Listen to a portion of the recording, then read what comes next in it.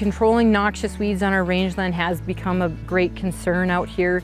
It can really affect the grazability of some of our rangeland, and it can have some pretty far-reaching economic impacts to our local community if it's not controlled.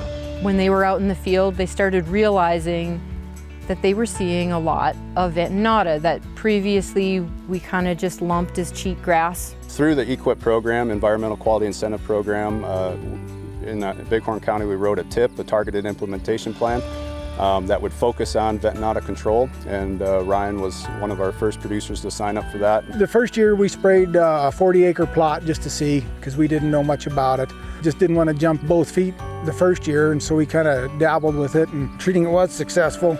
So then we did more the next year and more the following year. The Ventenata reared its ugly head last year in an amazing way. I noticed a fence line effect between one of our grazed paddocks and the neighbors, where there was a lot of Ventenata on one side of the fence and none on our side where we had already grazed, but for a very short period. So with the help of the NRCS, we're able to develop a grazing program and a research program that is allowing us to take a look at whether we can manage our livestock in such a way that it will keep the Ventenata as a minor component of the landscape instead of a dominant component. It became pretty obvious that we had a little something other than cheatgrass. And so we did watch it, and this particular species is very invasive, takes out grass, the natives, and is very, very competitive with it. We put it into an equip type contract where we decided we'd try and do some aerial application. We did our first spraying in October of 2019. And the yellow is what you're seeing right there is still a nice healthy crop of Ventenata on my neighbor's property. Fortunately for me, I have the flexibility to do a little bit of deferment, so we did defer for a year.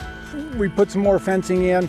Part of the program was deferring the grazing, so you couldn't graze it till after the 1st of October, and we split up some range units into smaller chunks so we could kind of, manage the grazing and manage where we sprayed a little bit better.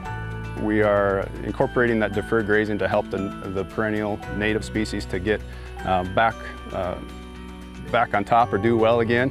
The goal here is to say, okay, if we can increase the perennial plant species on this landscape to take one more footprint, one more hold, and kind of knock out the bad guy a little bit, just one plant here or there, and then that continues to build on itself, then you'll be able to shift that across the whole landscape. It's basically, you can't just go out there and do a treatment and not change anything. So management really has to, how the grazing management is really important.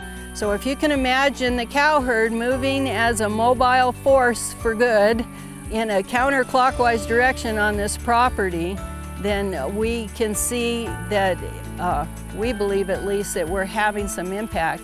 We're also observing changes, and while observation may be in large part wishful thinking, I believe that we can see by observation that we're making an impact on the Ventenata. One of the nice things about working for the NRCS, we can go with one producer and these are their goals and objectives. Mickey's tools are labor, electric fence, and then the ability to move their water.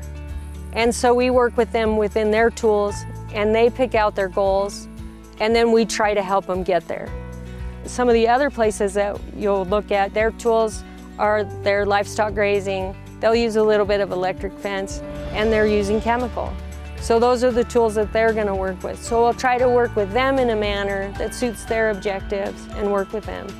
I would say we've got in excess of 95% control on these first sprayings. That's one of my goals, is to try and get the biggest bang for the buck and be able to have grass to pass on to our next generation.